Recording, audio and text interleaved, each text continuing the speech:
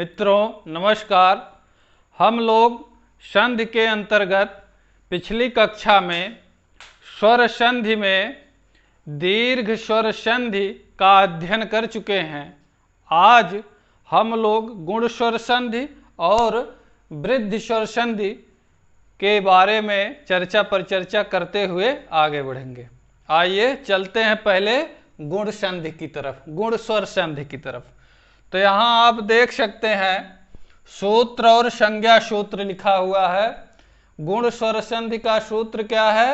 आद गुणः, और संज्ञा सूत्र क्या है? अदेंग गुणः। आद गुणः और अदेंग गुणः।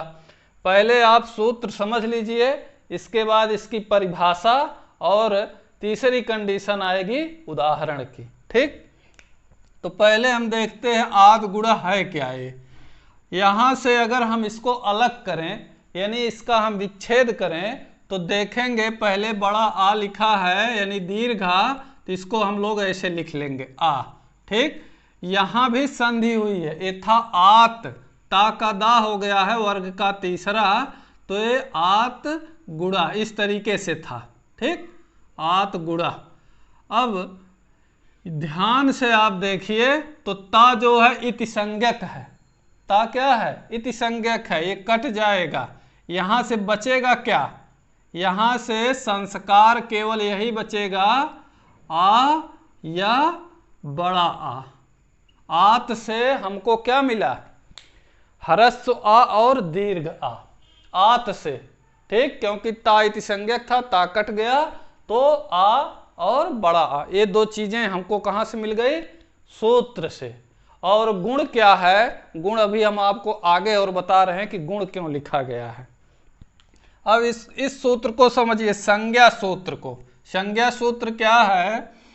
इसके अंतर्गत अगर हम इसका विच्छेद करेंगे तो देखेंगे कि यहाँ ध्यान से देखिए तो अत है, पहले आ है और ता का दा हुआ है, तो हम लिख लेंगे अत, प्लस एंग है। यहाँ ए की मात्रा आपको दिख रही है ना, दा में ए है तो उसको बाहर कर लेंगे, और अंग्या है तो इसको जैसे था वैसे लिख लेंगे, और इधर क्या है?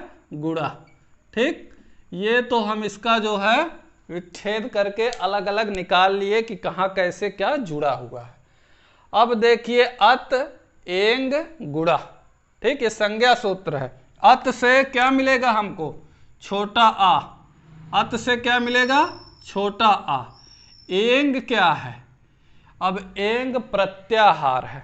पिछले वीडियो में हमने चर्चा किया था कि ये जो संस्कृत के स्वर हैं 9 स्वर, प्रत्याहार यहीं से बनते हैं। अब एंग क्या है? ध्यान से आप देखिए तो यहां से लिए ए, ठीक, और यहां से लिए अंग्या, यानी एंग के अंतर्गत कितने वर्ण आएंगे? केवल ए और ओ, दो स्वर हमको मिल गए। कहां से? एंग से।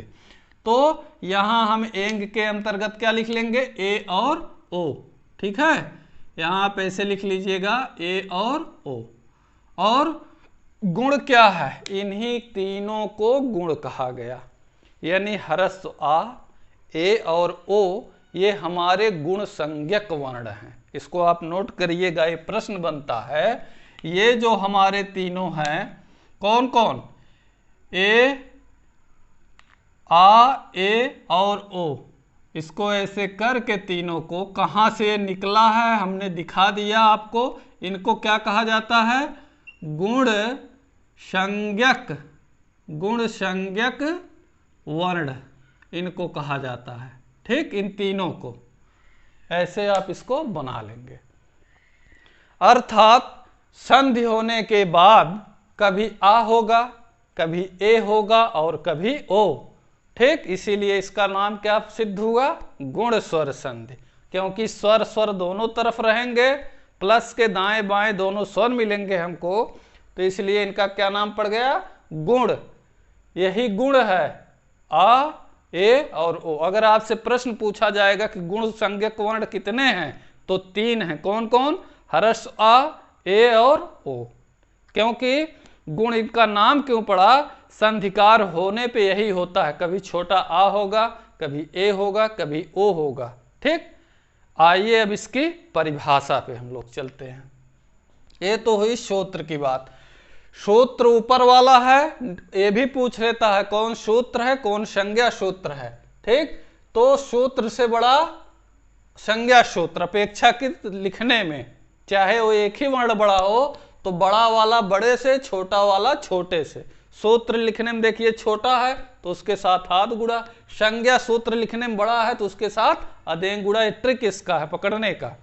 तो ऐसे करेंगे, हमको केवल यहां से हरस्व आ और दीर्घा ये मिलना है आत से। ठीक, और गुण जो है गुण संज्ञा कोण हमको कहां से मिले, संज्ञा सूत्र से।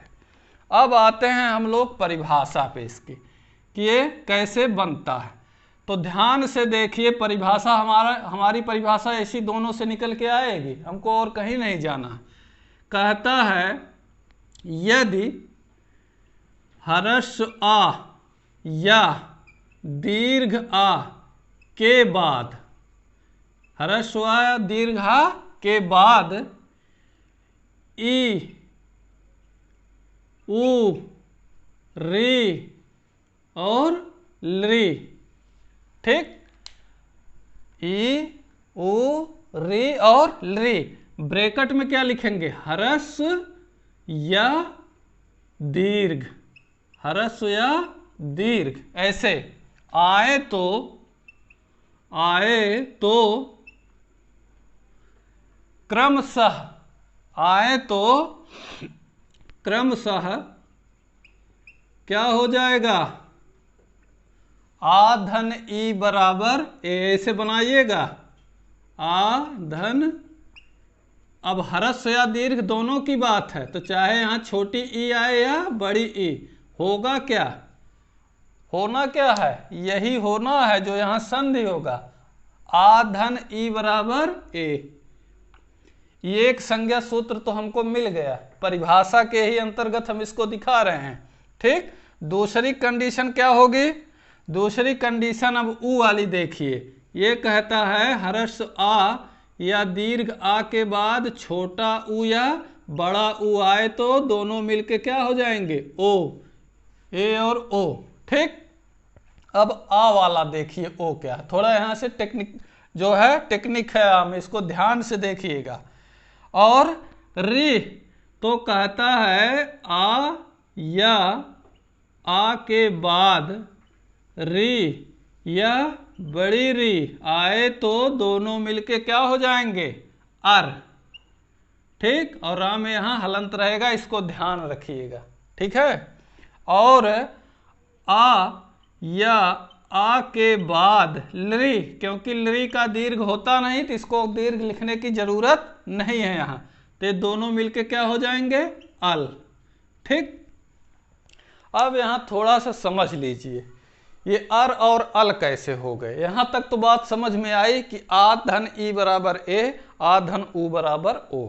ठीक, लेकिन ये अर और अल क्यों हो गए, तो ध्यान से आप देखिए कि री जो है, री में रा की ध्वनि छिपी हुई है, री में रा की ध्वनि छुपी हुई है, तो इसलिए इसने कहा कि हमारे साथ आप रा को रख दीजिए, इसको रपर कहा जाता है। ठीक है, इसको क्या कहा जाता है, रपर।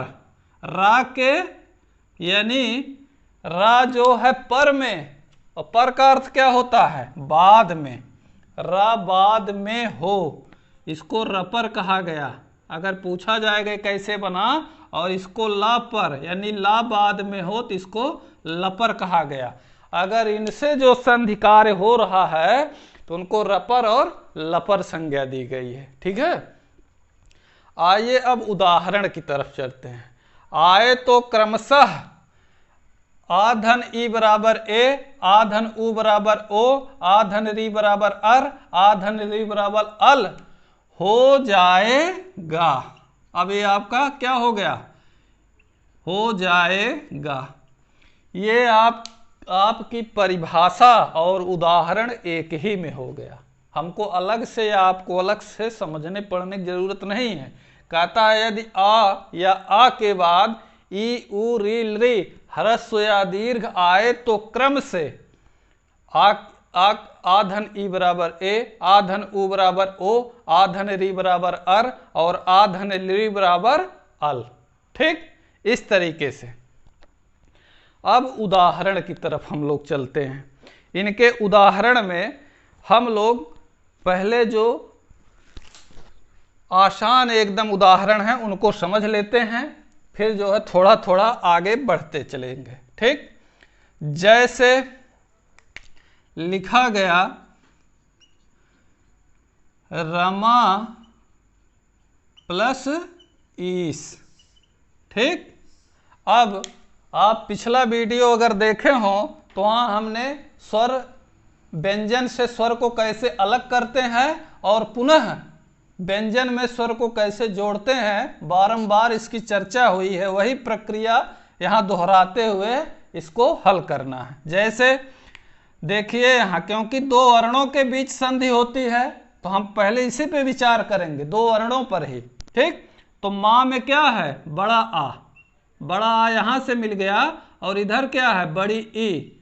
और कंडीशन हमारा अब तैयार हो गया यहाँ। ठीक, कि आ के बाद अगर ई हो ह्रस्व चाहे दीर्घ तो दोनों मिलके होंगे क्या, ए। आ धन ई बराबर, यहाँ देखिए आ धन ई बराबर ए, तो दोनों मिलके क्या हो गए, ए। जो बचा ऊपर प्लस लगा के उसको लिख लेंगे। इधर क्या बचा, रम, क्योंकि माँ से बड़ा आ निकल चुका है, अब ये व्यंजनांत हो गया। ठीक, और इधर क्या बचा, श। अब जोड़ दीजिए, अच्छीनम व्यंजनम परेण संयोजते, क्योंकि स्वर हमेशा किस में जुड़ते हैं, व्यंजन में ही जुड़ेंगे। ठीक, तो ये क्या होगा, माँ में ए ऐसे जुड़ेगा और इधर वाला शा। ठीक, रमेश बनेगा ये। अब रमेश, दिनेश, सुरेश, कमलेश, ठीक, ये जितने भी हैं एक चुटैया वाले, ये इसका ट्रिक पॉइंट एक आपको हल्का सा बता दें, एक चुटैया गुण संधि, इसको आप लोग नोट करेंगे। अगर यहाँ एक चुटैया ए मिलती है, ठीक, चाहे ए के रूप में चाहे ओ के रूप में, तो ये क्या होगी, गुण संधि। एक बार हमको विचार करके ही आगे चलना। जब हमको कुछ न समझ में आएगा तो हम इस पे विचार करेंगे कि एक चुटैया जो है गुण संधि होती है, चाहे ए के रूप में रहे चाहे ओ के रूप में। दो बचते हैं अर और अल, इनको हम ध्वनि से पकड़ेंगे। ठीक, अल में तो बहुत कम उदाहरण हैं, लेकिन अर में उदाहरण अपेक्षाकृत थोड़ा मिल जाते हैं, उसमें ज्यादा हैं। तो इनको ध्वर से, अर और अल इनके उच्चारण में निश्चित रहेगा। ठीक, आगे दूसरा उदाहरण हम लोग देखते हैं। जैसे स्वधन इच्छा।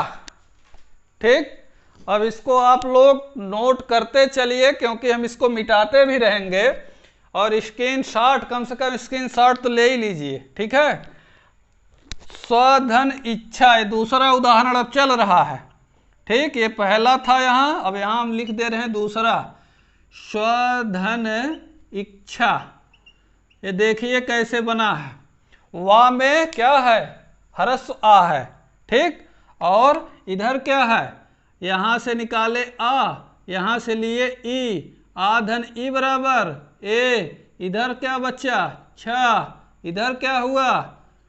अब यहाँ इस कंडीशन में दोनों आधे हो गए, क्योंकि वा से क्या निकल गया है, स्वर बाहर हो गया है। वा में जब हम जोड़ेंगे ए तो बनेगा ये क्या, स्वेच्छा। ठीक, यहाँ संधि हुई, स्वेच्छा।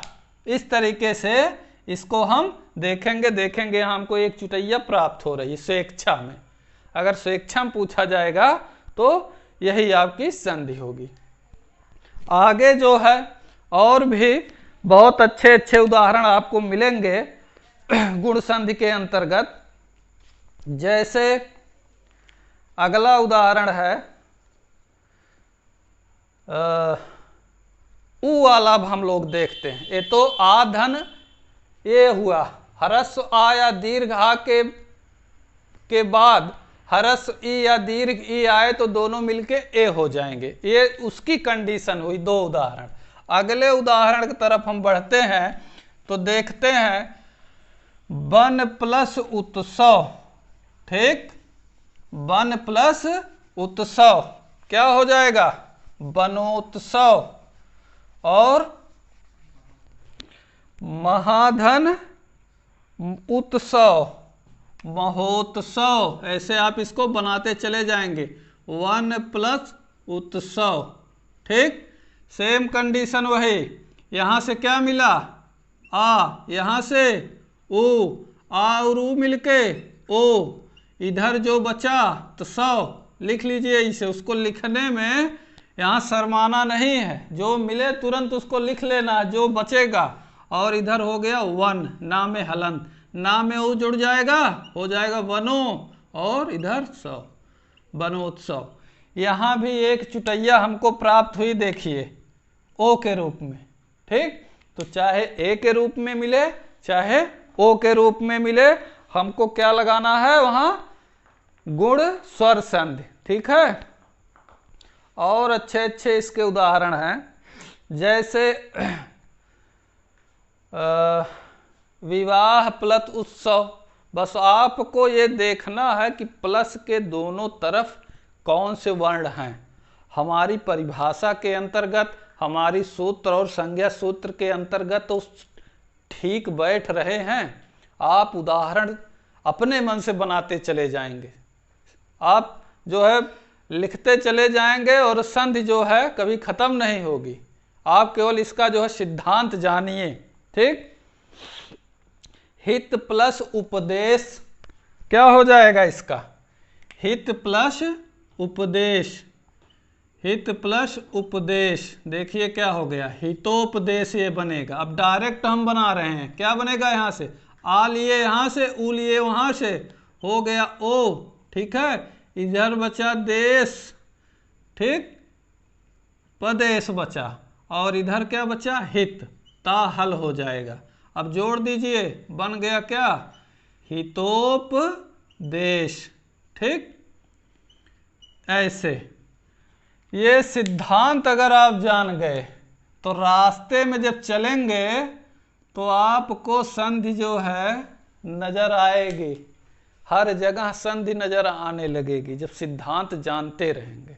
ठीक, अब आइए री और ली वाला हम लोग देखते हैं उदाहरण, एक एक दो दो उदाहरण उसके भी देख लेते हैं। जैसे ब्रह्म प्लस ऋषि, ब्रह्मर्षि, देव प्लस ऋषि, देवर्षि, सप्त प्लस ऋषि, सप्तर्षि। ठीक, देखिए उसमें अगर ध्यान से तो अर का उच्चारण बहुत अच्छे से हो रहा है। तो ब्रह्म प्लस ऋषि ऐसे लिखेंगे इसको, यहां से माँ से आ और इधर से री लिए, आ और री मिलके अर हो जाएंगे। तो अर ऐसे लिख लेंगे हम, पहले रा में हल कर लेंगे, इधर जो बचा उसको लिख लिए, और इधर जो बचा हम उसको यहाँ उतार लिए नीचे। ठीक, जैसे हम लोग गणित में करते हैं। ठीक, अब देखिए माँ में क्या जुड़ा, आ जुड़ेगा। ठीक, माँ में आ जुड़ा, और इधर की कंडीशन क्या है, रा भी आधा है। तो अभी रा के बारे में बता दे रहे हैं कि रा आधा है तो वो कहाँ जाएगा।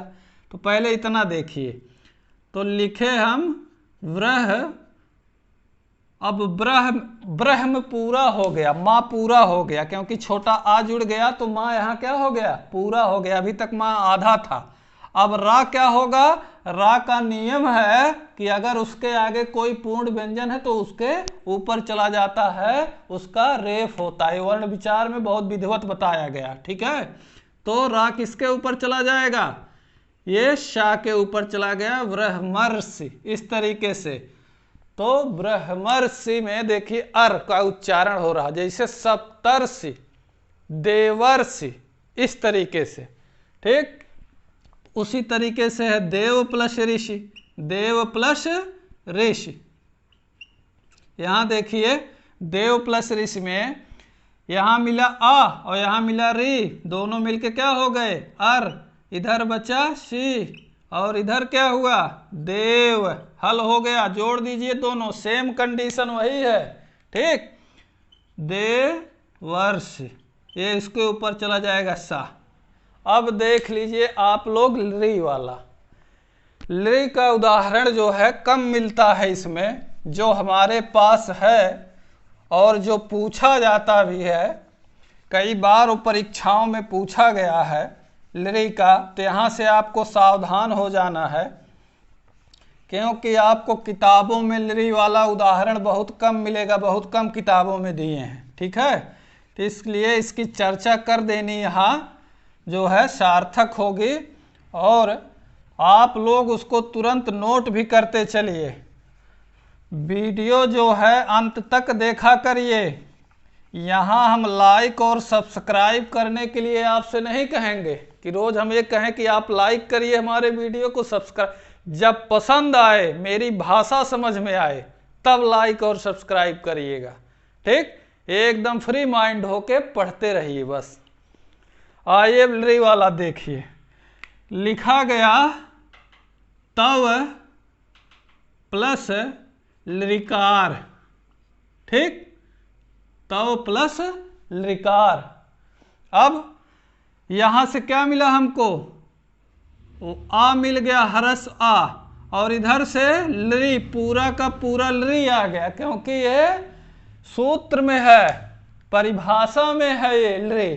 ठीक, अभी हमने परिभाषा लिखा था कि ई उ री लृ आए तो क्रमशः क्या हो जाता, ए ओ अर अल। ठीक, तो लृ जब हम पूरा नीचे कर लिए इसको, तो कंडीशन हमारी बन गई, यहाँ अल हो गया दोनों मिल करके। ठीक, हरस आया दीर्घ हा के बाद लृ आए तो दोनों मिलके क्या हो जाते हैं, अल, क्योंकि लृ का दीर्घ होता नहीं है। अब जो बचा उसको नीचे कर लीजिए, इधर बचा कार और इधर बचा तव। ठीक, अब वही मंत्र चला दीजिए, यहाँ इसको जोड़ दीजिए तो ये वह पूरा हो जाएगा तव, और ला आप लोग जानते हैं यहाँ कैसे लिखा जाता है, तवलकार। ठीक, टेढ़ी संधि है, इसके पे ध्यान दीजिएगा। अगर पूछेगा तवलकार में कौन संधि है, तो तवल देखिए अल निकल के आ रहा है, कौन संधि, गुण संधि। एक चुतैया मिली तो गुण संधि, चाहे ए के रूप में चाहे ओ के रूप में। गुण संज्ञक वर्ण कितने हैं, हरस आ, ए और ओ, 3 गुण संज्ञक वर्ण होते हैं, और संधिकार होने के बाद भी यही कंडीशन आएगी, कभी आ होगा, कभी ए होगा, कभी ओ होगा। आ कहाँ होगा, री और लृ वाले में। ठीक, जहां अर और अल होता है। ठीक है, क्योंकि आ धन री बराबर केवल आ हो रहा था। यहां जो है थोड़ा सा हम समझा दें, नहीं तो कहेंगे पूरी बात समझ में नहीं आई। ठीक, ये कंडीशन ऐसे बन रही थी, कहा गया हरस्व आ या दीर्घ हा के बाद जो है री या बड़ी री आए, दोनों कंडीशन, तो बराबर क्या होगा, यहां केवल आ बन रहा था सही रूप में, क्योंकि आ यहां लिखा हुआ। अब आप लोग सोचेंगे आ किस काम के लिए है, तो अब दूसरी कंडीशन अब पहले समझ लीजिए। दूसरी कंडीशन थी आ या बड़ा आ के बाद लृ आए। ठीक है, लृ आए, लृ का दीर्घ होता नहीं तो इसलिए इसका दीर्घ लिखा नहीं जाएगा, ये भी बराबर क्या हो रहा था, आ। अब बात कुछ कुछ समझ में आने लगी होगी। होना क्या था, हरस्व आ दोनों में। अब अगर आ गया तो हम कैसे जानेंगे कौन लृ वाला है और कौन री वाला है। ठीक, तो यहां समस्या गंभीर हो गई। तो जब इस पे जो है इसका विश्लेषण किया गया, तो री ने कहा कि भैया हमारे साथ रा की ध्वनि निकलती है। री कहने देखिए रा की ध्वनि मिलती है, तो हमारे बाद में रा कर दीजिए, हमारे पर में, हमारे पर मतलब क्या होता है, बाद में। तो कहे कि हमको क्या कर दीजिए, रा कर दीजिए बाद में, हाँ, तो रपर ए हो गया। तो कहें भैया जब रा इनके बाद में आ सकता है, तो हमारे भी बाद में क्या कर दीजिए, जैसे लृ वैसे ला। लृ कहने से किसकी ध्वनि आ रही, ला की, तो कहें हमारे बाद में ला कर दीजिए, ला पर, यानी ला बाद में हो तो इनको कर दीजिए ला पर। तो अर और अल यहां से निकला। ये गूढ़ चीज है, ये किताब नहीं बोलेगी, ये जो जानकार होगा वहां से आपको जानकारी मिलेगी। ठीक, अब हम लोग चलते हैं वृद्धि संधि की तरफ। ठीक है, वृद्धि संधि में देखेंगे सूत्र और संज्ञा सूत्र। यहां आपको लिखा मिलेगा वृद्धिरेच सूत्र है और वृद्धिरादैच संज्ञा सूत्र है। पहले सूत्र समझेंगे। जो हम लोग पढ़े अभी गुण स्वर संधि, इसके 4 कार्य हैं। कौन कौन? संधि होने के बाद ए होगा, ओ होगा, अर होगा, अल होगा। ठीक, आपसे पूछा जाएगा कि संज्ञा सूत्र, तो छोटा आ, ए और ओ 3 है ये जो है व्याकरण में। ठीक है, गुण में अगर पूछ लिया कि गुण कितने होते हैं तो 3 गुण। ठीक, छोटा आ, ए और ओ। साहित्य में गुण क्या है? साहित्य में भी 3 गुण होते हैं। कौन कौन? माधुर्य गुण, प्रसाद गुण और ओज गुण। माधुर्य, ओज, प्रसाद। अगर आप पूछा जाए क्या आज आपने पढ़ा, तो आप अगला बता दिए गुण, तो आप कैसे जानेंगे कौन गुण? अगर वो बचाएगा व्याकरण में तो जान लीजिए तुरंत कि कौन व्याकरण पढ़ के आया होगा, गुण। गुण स्वर संधि वो पढ़ा होगा। अगर कह दिया हम साहित्य में तो ओज, माधुर्य, प्रसाद। ठीक, वैसे है और भी 3 गुण हैं, सतोगुण, रजोगुण, तमोगुण। तो इस पे आपको ध्यान रखना है सब चीज। आइए अब इधर वृद्धि स्वर संधि की तरफ हम लोग चलते हैं। इसको पहले सूत्र और संज्ञा सूत्र समझ लेते हैं, क्योंकि हमने वादा किया था कि ये जो है दिखने में तो टेढ़ा है, लेकिन हम इसको सरल करने की कोशिश अपनी पूरी करेंगे। और उसी बात पे हम चल रहे हैं। समय भले लग रहा है यहाँ, लेकिन एक बार अगर पढ़ेंगे इसको तो बहुत सी बातें आपकी जो है संशय राहित हो जाएंगी बातों से। और आइए देखते हैं। पहले सूत्र देखिए क्या है ये। इसमें कुछ नहीं है, बस ऐसे लिख दिए। संधि हुआ है वृद्धि, वृद्धि धन एच, ऐसे था ये। ठीक है, अगर यहाँ आपको दिक्कत हो रही है देखने में तो हम दूसरी तरफ इसको लिख दे रहे हैं। यहाँ देख लीजिए, ऐसे है ये वृद्धि धन। अब एच कहाँ से निकला, इसको ध्यान से देखिए। ये रा जो है विसर्ग संधि इसमें हुई है। ठीक है, यहाँ भी संधि है, तो रा को अभी आप 1 मिनट के लिए भूल जाइए, लेकिन रा के ऊपर जो मात्रा लगी है ए, ठीक, तो ओ ए हम पहले लिख लेते हैं। कहाँ लिख लेंगे? ऐसे। ठीक, ए मिल गया, जो बचा उसको लिख ची, एच। यही है इसका फंडा। यहाँ वृद्धि धन एच। अब एच क्या है? वो भी क्या है? प्रत्याहार है। यहां से लिए ए और यहां से लिए चा, यच प्रत्याहार है। और यच प्रत्याहार के अंतर्गत 4 वर्ण आते हैं, स्वर। कौन कौन? ए, ओ, आई, औ। ठीक, एच के अंतर्गत क्या आता है? यहां आप लिख भी सकते हैं इसको तुरंत यहीं ऐसे। कौन कौन आएगा? ए, ओ, आई और औ। ये 4 वर्ण हैं एच के अंतर्गत। यच कैसे लिखा जाता है इसको? ये ऐसे था, यच। ठीक, यच। लेकिन हमको कहना था कि बाद में हो तो इस पे छोटी की मात्रा। माहेश्वर सूत्र में 14 माहेश्वर सूत्र हैं, यानी संस्कृत की जो वर्णमाला है 14 भागों में है वो। ठीक, तो उन्हीं को माहेश्वर सूत्र नाम दिया गया, शिव सूत्र कहा जाता है। इन सूत्रों में 42 से लेकर के 43 प्रत्याहार बनते हैं, जोड़े। ठीक, अगर इन 42 या 43 प्रत्याहारों में छोटी ई की मात्रा मिलती है, अगर ऐसे है तो कोई दिक्कत नहीं, लेकिन अगर इसी में हम छोटी ई की मात्रा लगा दिए तो जान जाइए कि उस प्रत्याहार का वर्ण बाद में होने पर, इतना आपको कहना पड़ेगा कि उस प्रत्याहार का वर्ण बाद में होने पर। यानी ए ओ ऐ औ बाद में होने पर इतना ना कह करके इसको शॉर्ट में क्या कह दिया गया, ऐच। ठीक, अब देखिए संज्ञा सूत्र से क्या हमको मिलता है, यहां से क्या है वृद्धि, जैसे उसको हम अलग अलग लिखे, यहां से क्या मिला हमको वृद्धि, ऐसे लिख लीजिएगा वृद्धि। और यहां देखिए क्या है बड़ा आ लगा हुआ है इसमें, तो बड़ा आ हम निकाल लेंगे ऐसे। ठीक, और ता था, ये ता का हो गया दा, और इधर क्या बचा ऐच, यानी एक डबल चुटैया वाला, इस तरीके से ऐच। ठीक, वृद्धि धन आत धन ऐच। अब ऐच प्रत्याहार है, अब ऐच के अंतर्गत क्या आएगा ऐ और औ।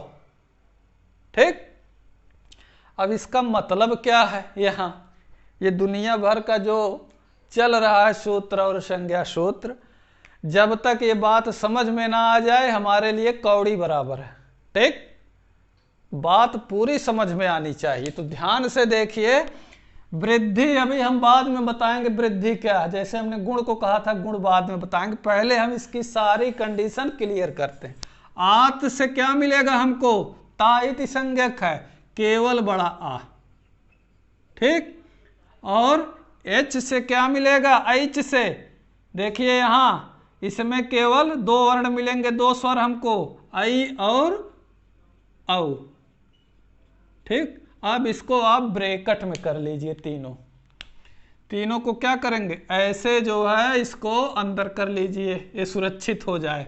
अब इनका नामकरण हो गया क्या, वृद्धि संज्ञक वर्ण। ठीक है, क्या कहा गया, वृद्धि संज्ञक वर्ण। अब आपसे पूछा जाए कि वृद्धि संज्ञक वर्ण कितने हैं, 3। कौन कौन, बड़ा आ, ऐ और औ, क्योंकि संधि होने के बाद यही होगा, कभी बड़ा आ होगा, कभी ऐ होगा, कभी औ। एक बार इधर निगाह मारिए, देखिए हमने अभी क्या बताया, गुण संज्ञक। गुण में देखिए क्या था, छोटा आ, ए और ओ, उसी का वृद्धि हो गया यहाँ बड़ा आ, ऐ और औ। तो गुण संज्ञक पूछेगा तो ह्रस्व आ, ए ओ, और अगर वृद्धि संज्ञक पूछेगा तो बड़ा आ, ए, ऐ और औ। ये प्रश्न बनता है यहां से। ठीक, जो इतना जोर दिया जा रहा है, यहां से प्रश्न बनते हैं सूत्रों से और संज्ञा सूत्रों से। ठीक, अब हम लोग परिभाषा लायक हो गए हैं, बनाने लायक। तो परिभाषा यहां रटनी नहीं है। ठीक, परिभाषा आप अपने से बनाइए और लिखिए, कितना रटेंगे।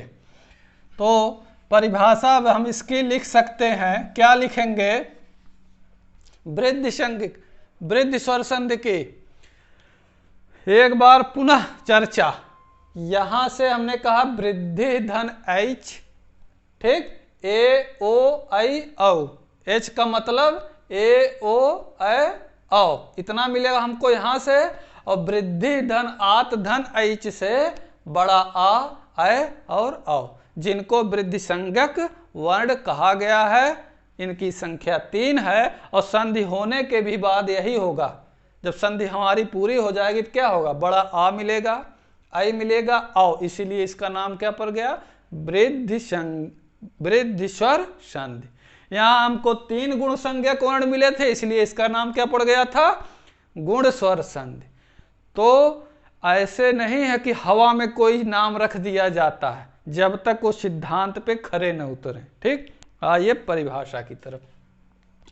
वृद्धि स्वर संधि की परिभाषा आप लिखेंगे, ये कहता है ह्रस्व आ या दीर्घ आ के बाद, आ या आ के बाद ए या ऐ आए तो दोनों मिलकर ऐ, यानी वृद्धि ही होगा, दोनों मिलके क्या हो जाएंगे, ऐ। यहां देखिए हम अंडरलाइन इसको कर दे रहे हैं, दोनों मिलकर अय हो जाएंगे, ठीक है। तथा, अब इसी में आगे बढ़ा लीजिए, आ या दीर्घ आ के बाद ओ या औ आए तो दोनों मिलकर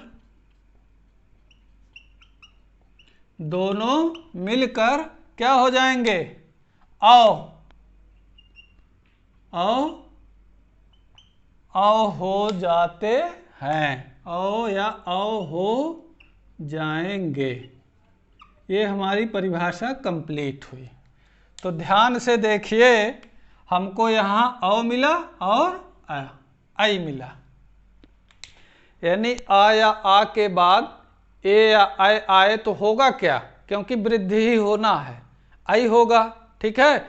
आ या आ के बाद ओ या औ आए तो क्या हो जाएगा? औ। दोनों, क्योंकि हमको यहाँ दो कंडीशन मिल गए, ठीक है। किसमें? परिभाषा में।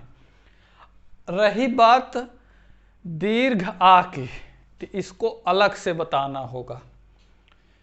कुछ जो है वार्तिक हैं, जब संधि हमारी समाप्त होने लगेगी और आप लोग साथ में बने रहेंगे तो वार्तिक बताया जाएगा कि वार्तिक होता क्या है। ये वहाँ आपको बताया जाएगा, ये आपको किताब में वृद्धि संधि के साथ नहीं मिलने वाला है, ठीक है। इसको हम बताएंगे कि इसका काम क्या है आगे। तो इन्हीं दो उदाहरणों पे पहले चर्चा होगी विधिवत, इनके हम लोग देखेंगे उदाहरण, अब क्या क्या कैसे कैसे उदाहरण बनते हैं, इन पे चर्चा होगी, ठीक है। और आगे बढ़ेंगे। पहला उदाहरण जैसे हम ले लिए सदा प्लस एव, ठीक। इसको नोट अगर आप लोग कर चुके हैं तो इनके हम उदाहरण बता दें, स्क्रीनशॉट ले लीजिए, ठीक। तो सदा प्लस एव आप लोग बनाइए, देखिए बना पाते हैं। बना लेना चाहिए, क्योंकि एक एक चीज एक एक बारीकियों को जो है बताया जा रहा है, ठीक है। जैसे हमने उदाहरण इसका पहला लिया सदा प्लस एव। अब देखिए कि ये हमारे सूत्र या परिभाषा के अंतर्गत है कि नहीं है। तो उसके लिए हमको स्वरों को व्यंजन से अलग करना पड़ेगा, क्योंकि यहाँ स्वर की बात चल रही है। तो दा में देखिए बड़ा आ है, पहले इसको बाहर कर लिए और इधर से ले लिए ए, तो कंडीशन अब बन गई हमारी। अभी 1 मिनट पहले हमने कहा कि आ या आ के बाद, यानी ह्रस्व या दीर्घ आ के बाद ए या आए तो दोनों मिलके क्या हो जाएंगे? अय, क्योंकि दीर्घ ही होगा यहाँ, ठीक। इधर जो बचा उसको लिख लीजिए और इधर जो बचा है ऊपर उसको नीचे कर लीजिए, हो गया है सद, ठीक। अब आई किस में जुड़ेगा? दा में, ठीक है। ये हो गया सदैव और वाह, ये आपकी संधि कंप्लीट हो गई। सदैव, इसका उच्चारण कैसे होगा? सदैव, और दो चुटैया वृद्धि संधि। वहां भी हमने कहा गुण में कि एक चुटैया चाहे ए के रूप में चाहे ओ के रूप में मिले तो हमको एक बार विचार कर लेना है कि कहीं ये गुण संधि तो नहीं है, ठीक। और जब दो चुटैया मिले यानी आई के रूप में या औ के रूप में, तो एक बार विचार करना है कहीं ये वृद्धि संधि तो नहीं है, इसके बाद ही हमको आगे बढ़ना है, ठीक। दूसरा उदाहरण इसका देखिए, इसी से मिलता जुलता, तथा प्लस एव, तथा प्लस एव क्या हो जाएगा? यहां से बड़ा आ, यहां से ए, दोनों मिलके आई प्लस वा प्लस तथ, तथ हो गया। अब जोड़ दीजिए, क्या बन गया? तथैव, इस तरीके से, ठीक। सदैव, तथैव, ये सब क्या है? हमारे वृद्धि स्वर संधि के अंतर्गत आते हैं, ठीक है। ना प्लस एव, अगला उदाहरण है ना प्लस एव। यहां देखिएगा ना प्लस एव, ना में क्या है, ह्रस्व आ छिपा हुआ है, ठीक। और इधर क्या मिल गया, ए, दोनों मिलके क्या हो गए, ए। इधर बचा क्या, वाह। इधर क्या बचा, ना हल, क्योंकि स्वर अलग हो चुका है। ना में आई जुड़ जाएगा, क्या होगा, नई, नई। और वाह, नई में कौन संधि अगर पूछ लिया जाएगा तो यहाँ आपको सावधानी रखना है, क्योंकि हमने बताया दो चिटैया अगर मिल गई जहाँ सारी बुद्धि फेल हो जाए, तो इस ट्रिक पे ध्यान रखिएगा कि अगर दो चुटैया मिली, चाहे ऐ के रूप में चाहे औ के रूप में, तो वहाँ हमको विचार करना है कि ये वृद्धि संधि हो सकती है, ठीक। और आगे उदाहरण जैसे लिखा गया है, अब ओ वाला देख लीजिए, ठीक है। जैसे गंगा प्लस ओघ, इसको आप लोग लिखते चलिए, क्योंकि हमको इसे मिटाना होगा, साफ करना होगा। और गंगा प्लस ओघ, ओघ का अर्थ होता है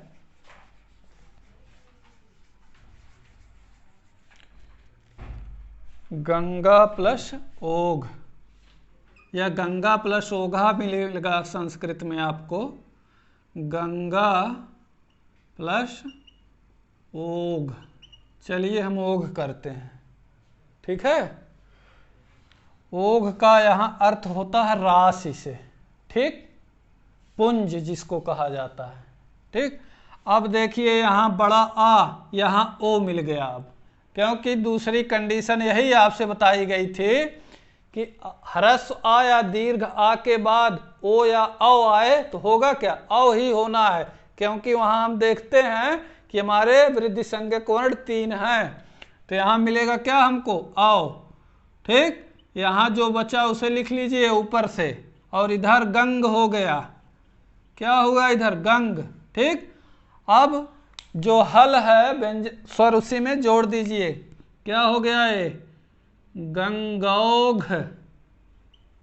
इस तरीके से ये संधिकार होगा, गंगौघ, ठीक। आगे उदाहरण आपको मिलेगा इसका,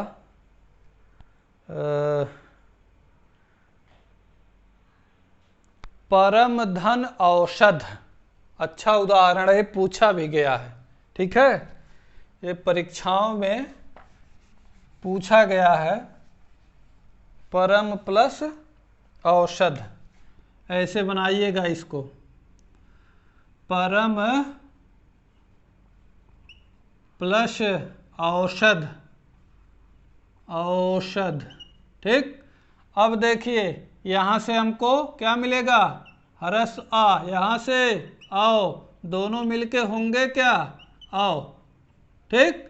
प्लस सद, इधर जो बचा उतार लीजिए ऊपर से प्लस लगा करके, इधर क्या हुआ, परम हलंत, ठीक। माँ में औ जोड़ दीजिए, अचहीनम व्यंजनम परेण संयोजते से, परमौ, परमौषध, ठीक।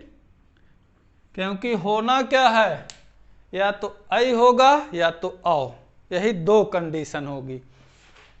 ये जो पहली कंडीशन है इसका हमने वादा किया कि इसको अलग से बताया जाएगा, यहाँ बताना थोड़ा इसका उचित नहीं है, ठीक। एक आध दो उदाहरण इसके और देख लीजिए अच्छे जो हैं। जैसे लिखा गया महाधन ओज, महाधन ओज, उसको देख लीजिए, महाधन ओज। ओज का अर्थ आप लोग जान ही रहे होंगे, तेज, जिसका अर्थ होता है यहाँ से बड़ा आ और यहाँ से ओ, दोनों मिलके औ, प्लस लगा लीजिए दोनों तरफ, ऊपर से नीचे कर लीजिए जा, और इधर क्या हुआ, मह, ठीक। अब हा में औ जोड़ दीजिए, क्या हो गया, महोज, महोज, यहाँ संधिकार हुआ। तो आपको ध्यान देना है कि गुण संधि में सूत्र और संज्ञा सूत्र पर, वृद्धि संधि में भी सूत्र और संज्ञा सूत्र पर। गुण संज्ञक वर्ण कितने हैं? 3 आ ए ओ। वृद्धि संज्ञक कितने हैं? बड़ा आ ए और ओ। प्रश्न बनता है, सूत्र और संज्ञा सूत्र को भी पूछता है। ठीक, मिलते हैं फिर आपको आगे एक नए प्रयास के साथ। तब तक के लिए धन्यवाद।